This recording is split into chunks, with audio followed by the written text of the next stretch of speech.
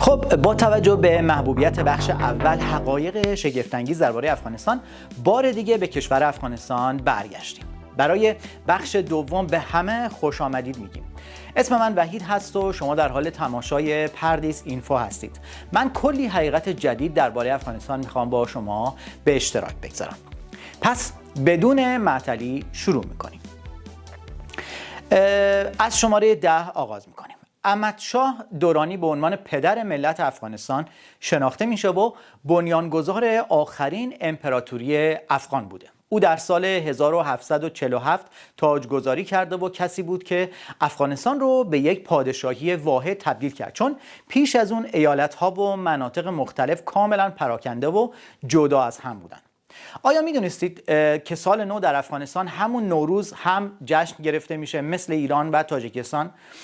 سال نو در افغانستان نوروز نام داره و جشنی است که در اون مردم و مسافران از سراسر افغانستان به شهر مزار شریف میان.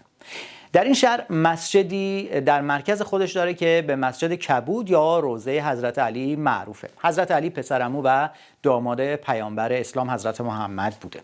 خب در فرهنگ افغانستان رایج‌ترین نوع سلام دادن دست دادنه.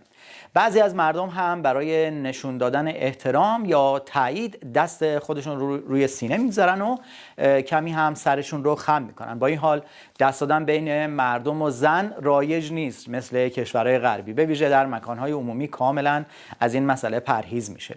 خب شاید کنجکاو شدید که بدونید چه زبانهایی در افغانستان صحبت میشه. در افغانستان زبان فارسی یا فارسی افغانستانی یا دری زبان رسمی این کشور هست و حدود 77% جمعیت به اون صحبت میکنن. زبان پشتو هم یکی دیگه از زبانهای رسمی افغانستان هست و حدود 48% مردم به این زبان صحبت میکنن. همچنین زبانهای ترکی، ازبکی، ترکمنی هم وجود دارن و زبانهای کوچکتری هم مثل بلوچی تا حدود انگلیسی و اردو هم هستند و زبان پشه‌ای هم وجود داره که درصد بسیار کمی از مردم به اون زبانها صحبت میکنن. افغانستان همچنین از نظر منابع طبیعی کشوری است بسیار غنی. منابع طبیعی افغانستان شامل نقره، روی، طلا، مس و سنگ آهن هست که بیشتر در جنوب شرق کشور یافت میشه. همچنین سنگ‌های قیمتی و نیمه قیمتی در شمال شرق کشور وجود داره. همچنین ذخایر نفت و گاز طبیعی هم در شمال افغانستان قرار داره. علاوه بر این افغانستان دارای اورانیوم و زغال سنگ هم هست. خب این مناره‌ای رو که اینجا می‌بینید منار جام نام داره و یکی از میراث جهانی یونسکو در غرب افغانستان هست. این منار دومین مناره بلند در کل جهان به شمار میره و ارتفاع اون حدود 203 فوت در حدود 62 متر هست. این مناره در حدود سال 1190 میلادی ساخته شده و کاملا از آجر پخته است. بر روی اون آیاتی از قرآن کریم نوشته شده. گمان میره این مناره و مناره‌های مشابه به عنوان نماد پیروزی و گسترش اسلام در این سرزمین ساخته شده باشند. حالا که صحبت از آثار تاریخی شد، حدود 400 سال پیش از میلاد یونانی‌ها شهری به نام آیخانوم در شمال افغانستان ساختند. این شهر دارای ورزشگاه و تئاتر بوده و در اون تندیس‌هایی از اسطوره یونانی هرکول و همچنین مجسمه بزرگی که به خدای زئوس اختصاص داشت وجود داشت. این مکان هم یکی از آثار تاریخی مهم به شمار میره. افغانستان همچنین خانه رشته کوه مشهور هندوکش هست. رشته کوهی به طول حدود 800 کیلومتر که افغانستان مرکزی رو به شمال پاکستان متصل میکنه.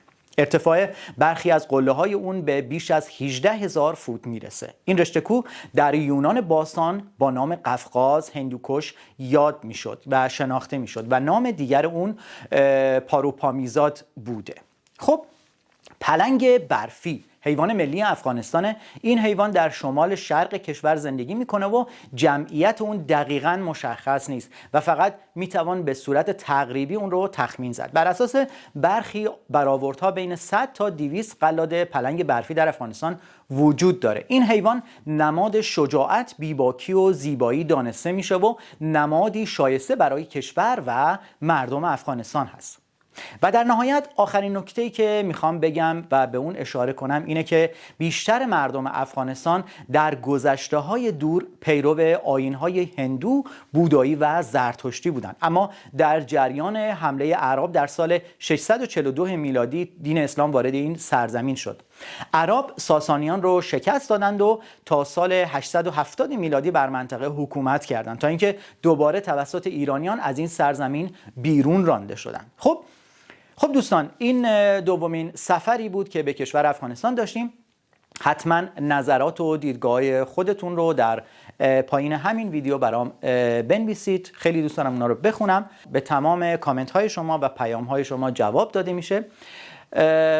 اگه واقعا از این ویدیو لذت بردید، حتما ویدیوی مرتبطی که اینجا میبینید رو هم تماشا کنید و اگه هنوز عضو کانال نشدید سابسکرایب کنید و زنگوله رو بزنید تا هیچ کدوم از ویدیوهای روزانه و هفتگی پردیس اینفو رو از دست ندید. شما میتونید من رو هم در شبکه‌های اجتماعی دنبال کنید. منتظر انتقادات و پیشنهادات شما عزیزان هستم. روز و روزگاری خوش رو براتون آرزو دارم و آغاز سال خیلی خوبی رو براتون آرزو دارم در سال 2026. امیدوارم هر جا که هستید خوب و پاینده باشید. تا درودی دیگر بدرود.